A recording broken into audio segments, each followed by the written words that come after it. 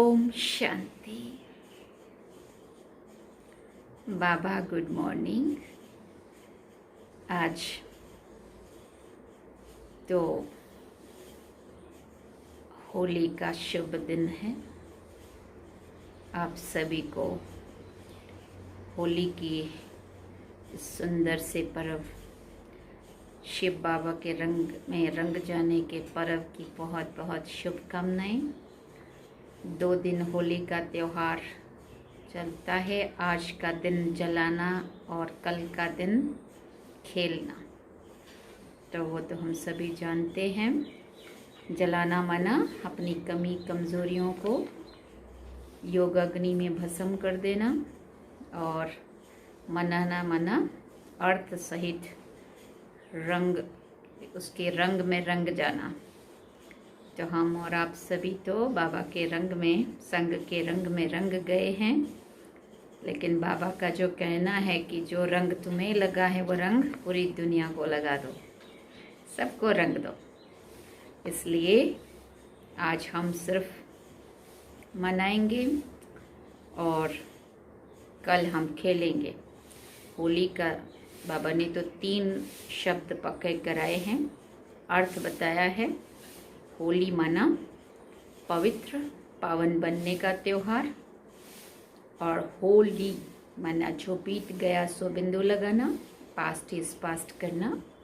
और होली माना मैं आत्मा बाबा की बन गई, है ना। ये 3 शब्द बाबा ने हमेशा में पक्के कराए हैं। दुनिया अपने हिसाब से होली मनाती है, और हम और आप सभी बाबा के बच्चों को बाबा ने होली के 3 बात पक्की कराई है, और ये तीनों ही बात हमने अपने जीवन में धारण की हुई है, और अगर नहीं की है तो करनी है। ऐसा शुभ संकल्प करते हुए आज हम बाबा की मुरली सुनेंगे।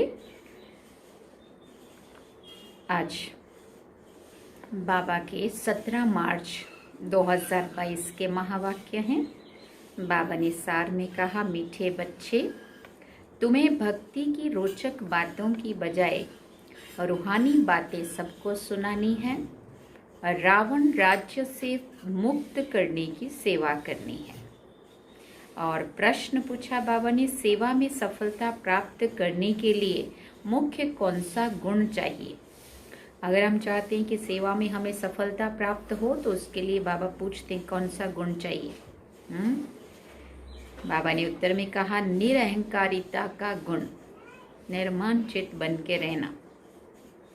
महावीर के लिए भी दिखाते हैं, जहां भी सत्संग होता था वहां जुतियों में जाकर बैठता था। इसका मतलब अपने जीवन के अंदर नम्रता को उसने धारण किया था, क्योंकि उसे देह अभिमान नहीं था, परंतु इसमें बहादुरी चाहिए। तुम कोई भी ड्रेस पहनकर उन सत्संगों में जाकर सुना सकते हो, गुप्त वेश में जाकर उनकी सेवा करनी चाहिए। और गीत है ओम नमो शिवाय। ओम शांति। ये हुई महिमा ऊंचे ते ऊंचे भगवान की। ईश्वर कहो, परमपिता परमात्मा कहो, सिर्फ ईश्वर व भगवान कहने से पिता नहीं समझा जाता है, इसलिए परमपिता परमात्मा कहना चाहिए। वो रचयिता है इस मनुष्य सृष्टि का। अब ऊंचे ते ऊंचा बाप क्या कर रहे हैं, क्या आकर कहते हैं। बाबा पूछते हैं, अब वो ऊंचे ते ऊंचा बाप आकर क्या कहते हैं। कहते हैं कि पतित मनुष्य मुझे बुलाते हैं कि आकर हमको पावन बनाओ। पवित्र माना, पावन माना पवित्र बनाओ। पतित पावन भगवान को ही कहा जाता है। बरोबर वो आता भी है जरूर। भक्ति मार्ग में भगवान को याद करते हैं तो वो जरूर आता भी है ना, परंतु वो आएगा तब जब भक्तों को भक्ति का फल देना होगा। कहते हैं ना, भगवान आएंगे हमें हमारी भक्ति का फल देने, है ना। तो वो कब आएगा, जब भक्तों को भक्ति का फल देना होगा। माना अभी क्या मिल रहा है अपने को, भक्ति का फल मिल रहा है ना। जो हमने जन्म जन्मांतर द्वापर युग से भक्ति करना शुरू किया था, उसका फल है अभी आके मिला, जो बाबा ने हमें समझ दी कि जो तुम ढूंढ रहे हो, जिसको पुकार रहे हो, जिसको याद कर रहे हो, वो कौन है, कैसा है, कहाँ है और कैसे आकर के अभी नई दुनिया की स्थापना कर रहा है। फल देना अर्थात वर्षा देना उसके लिए बहुत सहज है। 1 सेकंड में जीवन मुक्ति दे सकते हैं। कहते भी हैं कि जनक को सेकंड में जीवन मुक्ति मिली। नाम एक का ही गाया हुआ है। सेकंड में जीवन मुक्ति अर्थात सुख शांति मिली। मनुष्य कहते भी हैं कि शांति, सुख और बड़ी आयु चाहिए। क्या चाहिए? शांति भी चाहिए, सुख भी चाहिए, आयु भी लंबी चाहिए। छोटेपन में कोई मरता है तो कहते हैं अकाले मृत्यु आ गया, पूरी आयु नहीं बिताई। अब बाप जो कुछ करके गए हैं उनका ही गायन है। सेकंड में जीवन मुक्ति तो जरूर पहले जीवन बंध में होगा।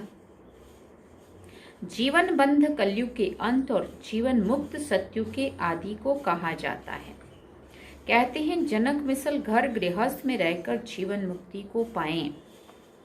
बाप समझाते हैं अक्षर 2 ही है, राजयोग और ज्ञान। भारत का प्राचीन राजयोग मशहूर है। प्राचीन माना पहले पहले, लेकिन पहले भी कब ये मनुष्य नहीं जानते हैं, क्योंकि कल्प की आयु लाखों वर्ष कह देते हैं। भारत का प्राचीन ज्ञान और योग तो सब चाहते हैं, जिससे भारत स्वर्ग बनता है। अब तो भारत बहुत दुखी है। पहले सूर्यवंशी राज्य था, अब नहीं है। फिर उनको याद करते हैं कि वो राजयोग और ज्ञान किसने दिया था, ये नहीं जानते हैं। नहीं तो बाप से वर्षा लेने बच्चों को कोई भी तकलीफ नहीं है। बाप का बने तो वर्षे के लायक बने। फिर भी माता पिता टीचर की शिक्षा मिलनी होती है। मुक्ति का भी वर्षा चाहिए, इसलिए गुरु करते हैं। परंतु जीवन मुक्ति तो कभी कोई दे नहीं सकता है। जब जीवन बंध का अंत हो, जीवन मुक्ति की आदि हो, तब ही फिर जीवन मुक्ति देने वाला आवे। मनुष्यों ने सिर्फ सुना है कि सेकंड में जीवन मुक्ति अथवा सेकंड में रावण राज्य से राम राज्य, पतित से पावन, परंतु कैसे सो नहीं जानते। बाप तुम आत्माओं से बात करते हैं। ये रूहानी शिक्षा जो सुप्रीम रूह देते हैं, वहाँ तो सब मनुष्य ही शास्त्र आदि पढ़ते हैं। कहते हैं कि फलाने महात्मा ने ये ज्ञान दिया। यहाँ है प्राचीन राजयोग और ज्ञान जो परमपिता परमात्मा ने दिया था। कोई मनुष्य आत्मा, धर्मात्मा, महात्मा ने नहीं दिया था। 5000 वर्ष पहले जिससे तुम 100 देवी देवता बने थे, अब प्राय लोप हो गया है। अगर लोप ना हो तो सुनावे कैसे। मनुष्य पतित ना बने तो पतित पावन बाप कैसे आए। पतित बनने में 84 जन्म लेने पड़ते हैं।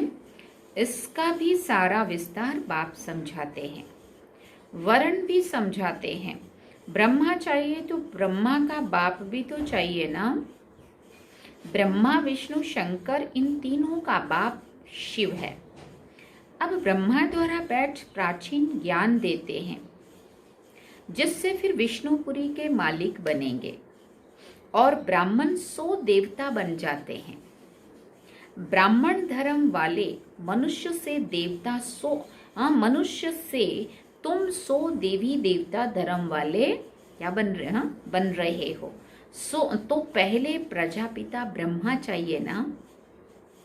श्री कृष्ण को तो प्रजापिता नहीं कह सकते, ये तो सब उल्टी बातें बना दी है। श्री कृष्ण को इतनी रानियां, बच्चे आदि थे, ये है भूल। वास्तव में बच्चे हैं ब्रह्मा को, ना कि श्री कृष्ण को। मिक्स कर दिया है ना सब कुछ।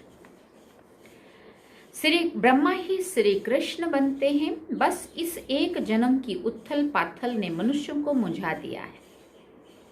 गीता का भगवान श्री कृष्ण को कहकर शिव को उड़ा दिया है। सब कहते हैं ब्रह्मा को 3 मुख थे, कितने मूंझ गए हैं ना। शिव रचयिता को तो एकदम गुम कर दिया है। रचता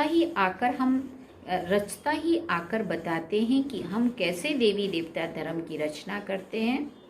ऐसे नहीं कि परमात्मा सृष्टि कैसे रचते हैं। परमपिता परमात्मा को बुलाते ही हैं कि हे पतित पावन, आकर हम पतितों को पावन बनाओ। दुनिया को ये मालूम नहीं है कि इस समय रावण का राज्य चल रहा है। रावण की बड़ी बड़ी कथाएं भी बैठकर सुनाते हैं। इसको कहा जाता है भक्ति की रोचक बातें, और ये है रूहानी बातें। इस समय सब सीताएं अथवा भक्तियां रावण की कैद में हैं और रावण राज्य में बहुत दुखी हैं। इसकी बात हो रही है सब आत्मा रूपी सीताओं की। अब सबको रावण राज्य से मुक्त कराना है। अब बाप आए हैं, कहते हैं बच्चे, क्या कहते हैं? बाबा कहते हैं बच्चे, तुम्हारे अब 84 जन्म पूरे हुए, अब वापस चलना है। मुझे ही बुलाते थे कि दुख हरता सुख करता आओ, ये मेरा ही नाम है। कलयुग में है अपार दुख, सतयुग में है अपार सुख। फिर से तुमको सुख का वर्षा दिलाने अर्थ, फिर से तुम्हें राजयोग और ज्ञान सिखला रहा हूँ। ये पुरानी दुनिया विनाश हो जाएगी। मनुष्य तो विनाश से बहुत डरते हैं, समझते हैं ये आपस में लड़े ही नहीं तो शांति हो जाए। फिर इतने अनेक धर्मों में कैसे शांति होगी? बाप समझाते इतने सब धर्म जो अभी हैं वो पहले नहीं थे। जब एक ही धर्म था तब बरोबर सुख शांति का राज्य था। अब सब मांगते हैं मन को शांति कैसे मिले। अरे मन क्या चीज है, पहले इनको तो समझो। आत्मा में ही मन बुद्धि है, मनुष्य की जबान बोलती है, आंख देखती है, टोटल मिलाकर कहते हैं मनुष्य दुखी है। किसको भी समझाना बड़ा सहज है कि बाप को याद करो और वर्षे को याद करो। फिर झाड़ और ड्रामा की समझानी भी देनी पड़े, जिसके लिए ये चित्र बने हुए हैं। सिर्फ मन मना भव कहने के लिए तो चित्र की दरकार ही नहीं है। चित्रों पर समझाने में घंटा लग जाता है। प्राचीन राजयोग भगवान ने सिखलाया और राजाई मिल गई, फिर कोई मनुष्य थोड़ी राजयोग सिखलाएंगे। बाप और वर्षे को याद करो तो ठीक है, परंतु ये डिटेल जब तक किसी को समझाए नहीं तब तक बुद्धि नहीं खुलेगी। सृष्टि चक्र को समझ नहीं सकेंगे। जब कोई ड्रामा देखकर आते हैं तो वो बुद्धि में आदि से अंत तक घूमता रहता है। कहने में तो सिर्फ इतना ही आएगा कि हम ड्रामा को देखकर आए हैं। तुम भी कहते हो हम इस ड्रामा को जानते हैं, परंतु डिटेल तो बहुत है।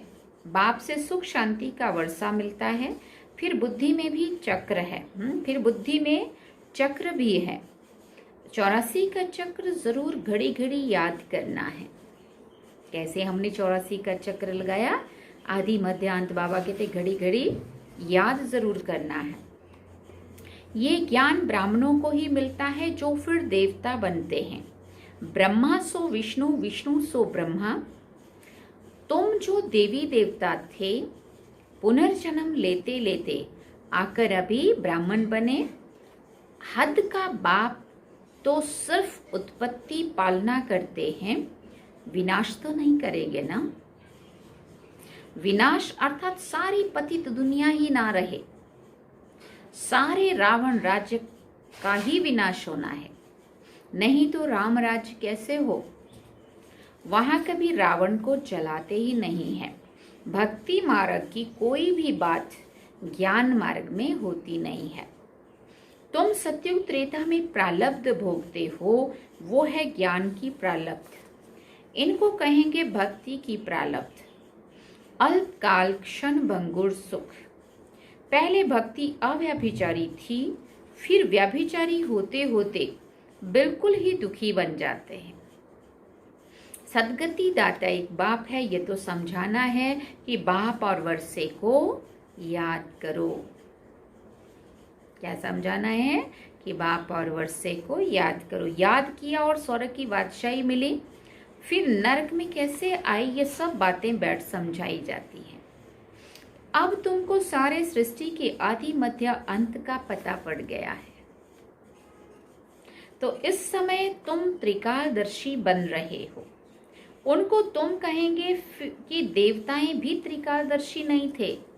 बाबा ने कई बार कहा है, देवताएं सिर्फ और सिर्फ प्रेजेंट को जानते हैं, ना उनको पास्ट याद होता है, ना उनको फ्यूचर की कोई नॉलेज होती है। इसलिए बाबा कहते तब तो कहेंगे तब कौन थे, क्योंकि संगम युगी ब्राह्मणों को तो कोई जानते ही नहीं है। दिखाते हैं जहां भी सत्संग होता था हनुमान जाकर जुतियों में बैठ जाता था। अब ये बात महावीर के लिए क्यों कही है, क्योंकि तुम बच्चों में कोई दयाभिमान तो है नहीं। समझो सत्संग में कोई ऐसी बात निकल पड़े तो तुम कह सकते हो कि प्राचीन सहज राजयोग और ज्ञान से सेकंड में जीवन मुक्ति लेना है तो फलाने के पास जाओ। समझाने वाला तो बहुत बहादुर निरहंकारी चाहिए, जरा भी दयाभिमान ना हो। कहाँ भी जाकर बैठे, टाइम मिल जाए तो बोलना चाहिए। मजबूत होगा तो भाषण आदि करेगा कि गृहस्थ व्यवहार में रहते कैसे सेकंड में जीवन मुक्ति मिल सकती है। परमपिता परमात्मा के सिवाय और कोई दे ना सके, क्या ना दे सके, जीवन मुक्ति। ये महावीर ही समझा सकते हैं। सुनने के लिए मना नहीं है। गृहस्थ व्यवहार में रहते तुम बच्चे बहुत सर्विस कर सकते हो। बोलो राजयोग सीखना हो तो ब्रह्मा कुमारियों के पास जाओ, आगे चलकर तुम्हारा नाम बाला हो जाएगा, मेजॉरिटी हो जाएगी। अभी तो बहुत थोड़े हैं, भगाने का नाम भी बहुत है। श्री कृष्ण ने भगाया, अरे भगाने की तो कोई बात ही नहीं है। बाबा के बने बाबा को पहचाना तो खुद भागे ना घर छोड़ छोड़ के, क्योंकि उनको समझ में आ गया परमात्मा आ चुका है ना। टीचर कभी पढ़ाने के लिए भगाते हैं क्या? स्कूल में टीचर कभी किसी को ले आते हैं क्या, भगा भगा के ले आओ और फिर पढ़ाओ? नहीं ना, जिसको समझ आती है वो भाग भाग के जाते हैं। सर्विस करने वालों को तो बहुत विचार सागर मंथन करना है और बहुत बहादुर भी बनना है। अच्छा, मीठे मीठे सिकिलदे बच्चों प्रति माता पिता बाप दादा का याद प्यार और गुड मॉर्निंग। रूहानी बाप की रूहानी बच्चों को नमस्ते। हम रूहानी बच्चों की रूहानी माता पिता बाप दादा को दिलवा जान से क्वा प्रेम से याद प्यार, गुड मॉर्निंग, नमस्ते, थैंक यू बाबा, शुक्रिया बाबा। धारणा के लिए मुख्य सार है, पहला पॉइंट, सभी भक्ति रूपी सीताओं को रावण की कैद से छुड़ाना है। सेकंड में मुक्ति जीवन मुक्ति की राह दिखानी है। दूसरी बात, बाप और वर्षे को याद करना है। देह अभिमान छोड़ महावीर बनकर सेवा करनी है। विचार सागर मंथन कर सेवा की नई नई युक्तियां निकालनी है। वरदान में बाबा ने कहा, नथिंग न्यू की युक्ति द्वारा हर परिस्थिति में मौज की स्थिति का अनुभव करने वाले सदा अचल अडोल भव।